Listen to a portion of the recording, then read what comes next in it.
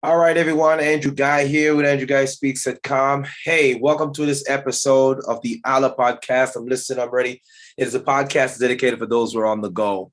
Listen, today we're talking about DEI. Like, really, what is DEI? There's so many people talking about DEI, but when you look deep down, is there DEI being active in your organization? And if so, what does it really look like? Well, what does it look like? Do you feel at home?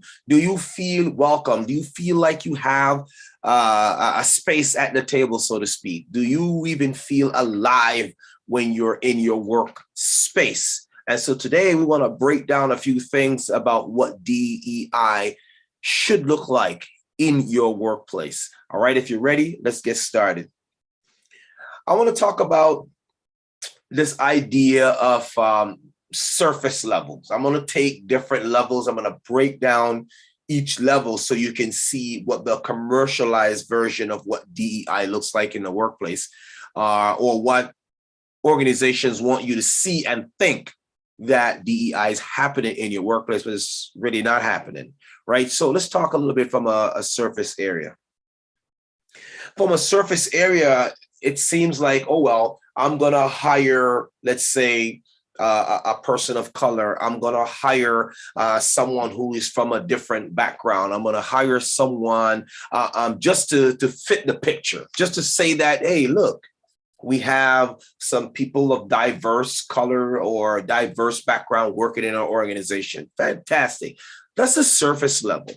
Most of those people who come on board or are working in these organizations, many of them either not happy, many of them are having health issues, many of them are having mental health issues. And the reason being is because there is no culture to keep them there. There isn't a sense of buy-in. There isn't a sense of freedom to access opportunities to either move up the so-called totem pole or opportunities to really come to the table and share their ideas. These are some of the things that are happening within the organizations. And so you find that more people are feeling alienated, even though they're in the organization. We're only talking about level one. We only talk about layer one, the surface right now. And there are more people that are inside these organizations on surface one, the first surface, the layer, first layer, and they're struggling. They're struggling because they're not happy, as I mentioned before. Their health are diminishing. They're using up more sick days just to recoup from working 5 days. Sometimes 5 days, it's almost 80 to 60 or 90 hours a week in that one work week. And so this is affecting their health and well-being. Let's jump down to the mid-level. The mid-level is not the surface. We're going a little bit deeper. We're talking about what is. By the time we reach out to the core, we're going to talk about what should be. What does DEI looks like in the workplace? And so the reason why we're having this conversation is to show that there's a need, there's a dire need for resiliency teaching in the workplace to help diverse people or people of color to survive in these workplaces where there isn't the support or there are lackadaisy support for the people of color. It's not a race thing. Really, it's a humanity thing. When we talk about color, when we talk about race, when we talk about diversity, or when we talk about diverse issue, most people or some people want to say it's a black or white thing. It really isn't. It's really about humane, being humane, the ability to treat someone not as equal, because no two people are equal, right? Because of their background and their lived experience. But what I really want to say, though, is that everyone deserves a fair chance at an opportunity. That's what it says. It's not about saying, oh, well, equal opportunity, because I don't believe that two opportunities are equivalent. I think that there are some opportunities that are not equal. There's some opportunities that require more background knowledge. There's some opportunities that require more training. So when people talk about this equal opportunity stuff, I really don't think there's such thing as equal opportunity. But what I really believe that there is fairness in how they access the opportunities. Does that make sense? Because let's say, for example, this is an opportunity here, right? There's an opportunity at this level. And just below that, there's another opportunity here. But the opportunity or the distance from here to here changes because of the requirement. And some of the requirement could be, well, background knowledge, education, experience. But there is a hidden or covert requirement that is not being talked about at the table, and it has to do with your ethnicity, color of your skin, race, or should I say, being marginalized. And when I talk about marginalization, we're really talking about people who, and to be simple, to be frank, very simple. We talk about marginalization, it's almost like having a line drawn on this piece of paper right here. Can you see that? And so the marginalization happened where from the edge of this paper, I can only get so far. Okay, everyone has the opportunity to roam about this piece of paper as freely as possible, but there's a margin. The margin limits how free you can roam about on this particular paper. And if we take it from the paper to reality, the marginalization basically is putting a line in the sand that says, oh, you only have this much room, only this much wiggle room. And it could be from side to side, or it could be a vertical. You can only get so high in this company. And that's all you can get. So when we talk about building resilient leaders for life, when we talk about building resilient learners for life, when we talk about building resilient parents for life, when we talk about building people of resilience, is really helping them to understand it's not about the bouncing back. A lot of people say resiliency is about bouncing back. Yes, but it's not the bouncing back. It's really the process of getting up after you've been knocked down. I'm not talking about from flat down on the ground to standing up. It's the part that's between. Here is the ground, the earth or the surface, but here is the standing up. Between here, there is a thing that's called decision. I gotta make a decision. It is the decision to get up that determines your resiliency. That's what it is. So it's not about bouncing back. Yeah, it's not like you're a ball and you're going to hit the ground and then boom, bounce back up and get up on your feet. It's really about the decision to get up again. That's what it is. Resiliency is asking you a question. What is it going to cost me to lay down? What is it going to cost you to lay down? What is it going to cost you to remain quiet? What is it going to cost you to look at the ceiling, which is a glass ceiling? You can look through the ceiling, but you just can't get through the ceiling. What is it going to take for you to get up and say, you know what? I don't care if that's a glass. I'm going to smash through that glass because I know I have a dream, I have a vision, and I am not going to lay down and take what I've been given. So when we talk about resiliency, I want you to understand that resiliency is a decision to get up once you have been knocked down. It's not about bouncing back. It's about the decision to get up once you have been knocked down. Now, we talk about the surface level, the first level, what it looks like right now. There is a picture of a brother or a sister or somebody from a diverse background, ethnicity, and it's been posted on a company billboard or a company website to say, oh yeah, we got people of color working here. We have indigenous people working here. We have a different race or a different nationality. We have Asian people working here. Yeah, whoa, we're diverse. No, that's just surface. If we dig deeper down into that mid layer, the mid layer is what we call, as my conversation with a good friend of mine, Ms. Station Frederick, we talk about the fake ally, where they make you feel like you are part of. the company. You are part of the organization, but you're not really part of the organization because certain things are limited to you. And there are individuals that are out there right now who may feel like that. You feel like, oh yeah, I'm in this company. Everything is going well. And I have my little corner office. But then when decisions are being made, you're not at the table. So what we're going to talk about is after we've gone through these different layers or different surface levels, then I want to talk to you about what resiliency, what DEI should look like, and why resiliency is necessary for you to make it through all these different levels so you can have access to the opportunities that are available to everyone, not just a specific group of individual. Let's jump down to the next level. The next level is where I call deeper still. The deeper still level is where, your name is on the website, your picture is on the website, you got some form of allyship happening within the company. The next one is where the deeper still is like the Band-Aid, there's a Band-Aid that just covers up the surface to make it seem like everything is okay. But the deeper still is where your health is being affected.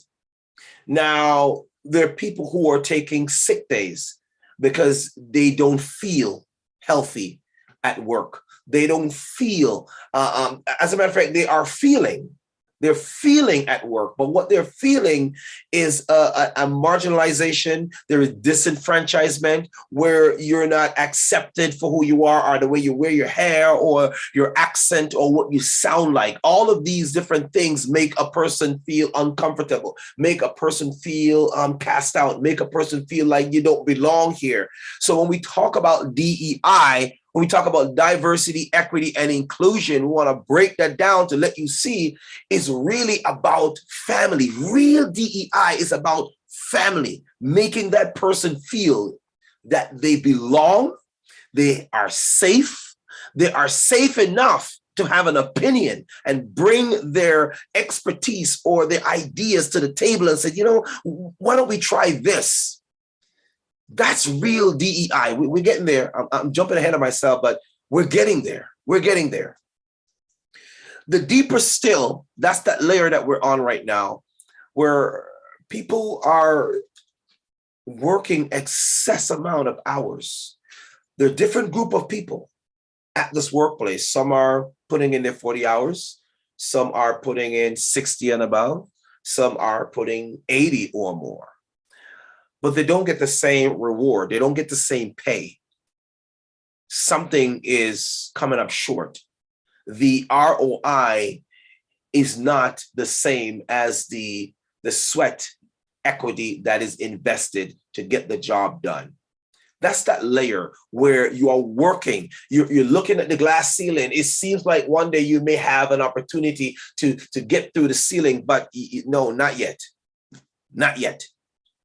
So when you see this happening, this is why it is vital that we make sure we're teaching people how to be resilient. Remember, resilience is not about bouncing back, because if that were the case, you bounce back, you may hit another surface and then you go back down.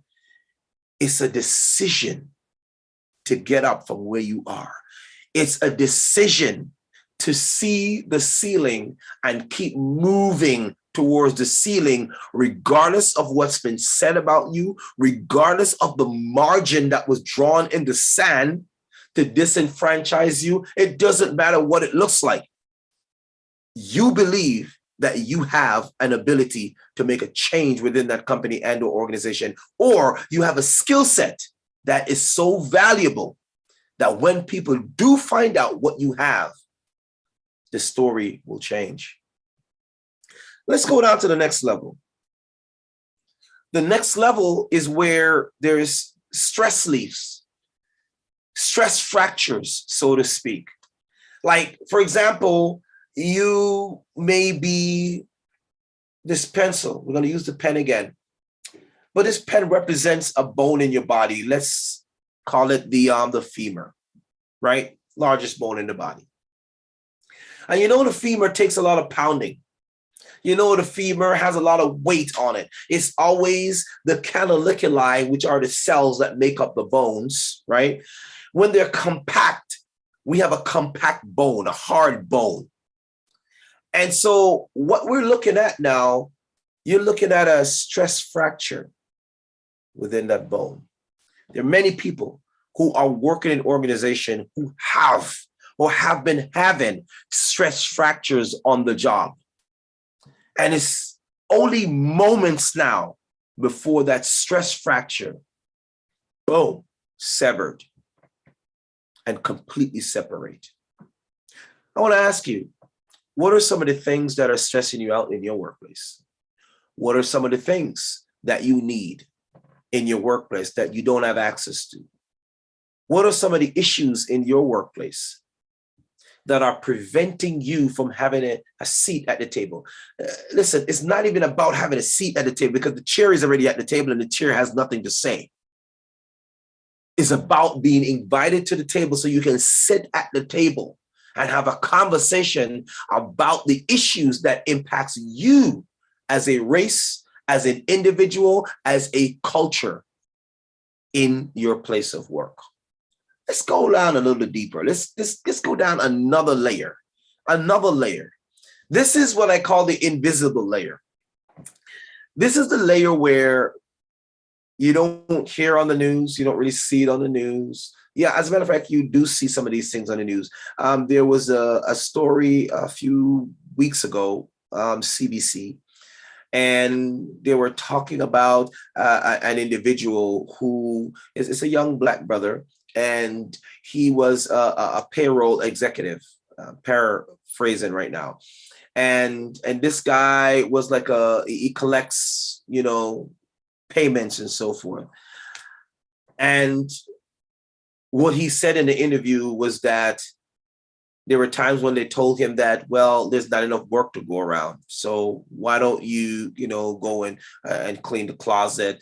And he said he was given, duties that were below his standard or even for what he was hired to do. And so he talked about that. He said, these were some of the things that I was experiencing. There was another show that came on the CBC that talked about Black in Canada, and I believe that's the actual subject matter that they were discussing, being Black in Canada. And being Black in Canada is like being Black anywhere else in the world. It's not something that everyone really understands. There's a saying that says, who feels it knows it. And why we're having this conversation today is because there are students within the schools. I'm talking all the way from the colleges and universities all the way down to grade level school. And so they're experiencing issues within the schools that are affecting them mentally, socially, spiritually, physically, right? And even economically. So what I want to talk to you about is just to help you to understand that you got to have a strong sense of resiliency. And resiliency, we're not talking about bouncing back. You're not a ball. We're talking about you making that decision to get up from where you are and move forward. We're talking about the type of resiliency that you need to understand that I can look up and I can see the glass ceiling, but I believe that I have skills, I got expertise, I got knowledge, I got background information that will make a difference in my organization. You don't have to lay down.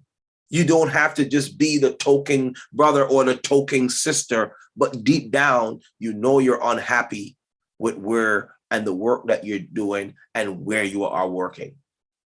So I want to talk about what resiliency should look like. Resiliency looks like a person that comes to work knowing that the odds may be against them, but they're going to do it anyhow. Mother Teresa said, if they hate you, hey, love them anyhow. If they despise you, talk about you, love them anyhow. But I don't want you to go to a job that you feel that you have been disenfranchised, hated upon, a job where you're just there because you fill a number. I want you to get the job where you feel like you're contributing, where your family.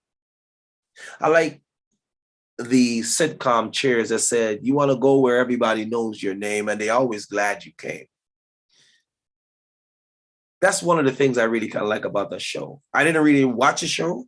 I just listened for the jingle. And as soon as the jingle was done, I turn it off. But I want to tell you that you want to go where everybody knows your name. I'm talking about everybody in your organization. There are a lot of people that are working within organizations right now, and oh, it's the black guy, or it's the black girl, or it's the Indian person, or it's the native person, or it's the Chinese guy.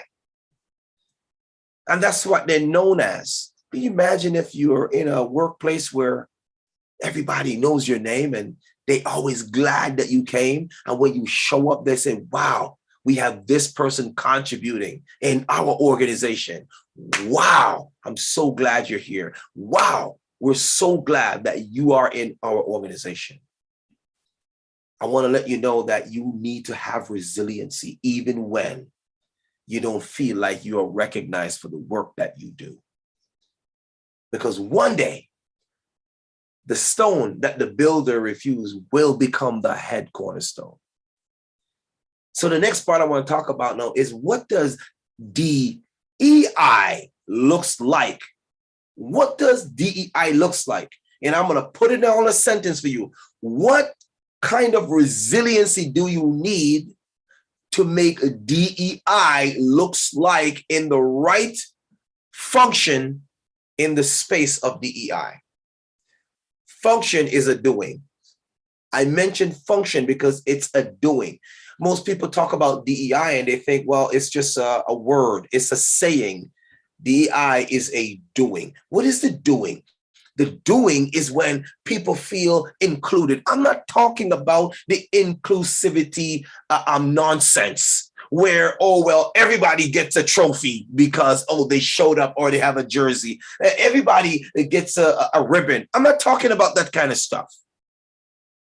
I'm talking about when you recognize what people bring to the table, their expertise, when they bring that to the table to make a difference within the company, and you reward them for such thing.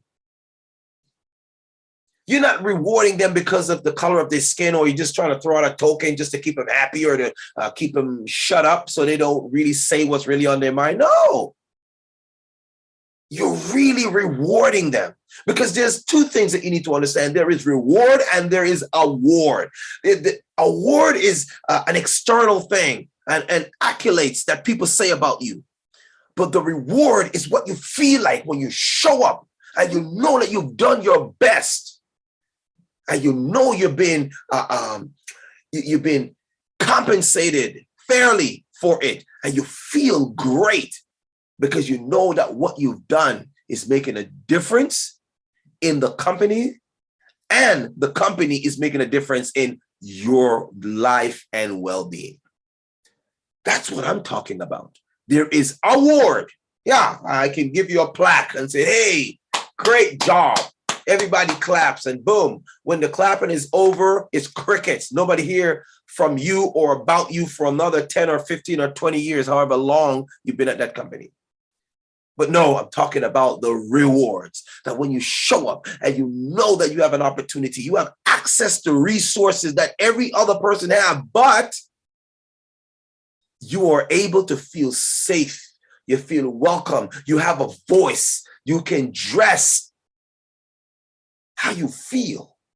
And I'm not saying dress inappropriately, because you're in a workplace and there are guidelines, right? But you dress appropriately that represents who you feel like, what you feel like. You can represent your culture. You can represent something ethnic about yourself, something unique about yourself. And you got a workplace that helps you to be that. Wow.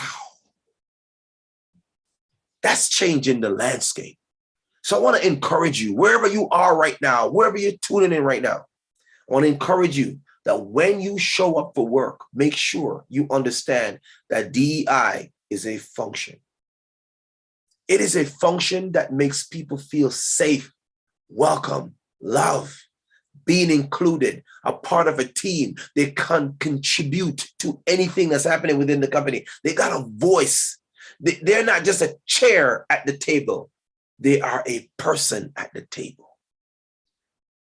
And whatever they have to contribute is welcome and considered.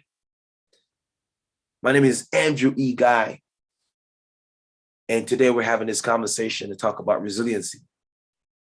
And what does DEI look like in your work, in your place of work where you show up every day? I want it when you go back to work, that when you show up, when you plug in, when you start to do what you are paid to do, that you feel compensated, that you feel rewarded, and you feel awarded for what you do. Feel free to sign up for our newsletter. We have a newsletter that's coming out on LinkedIn.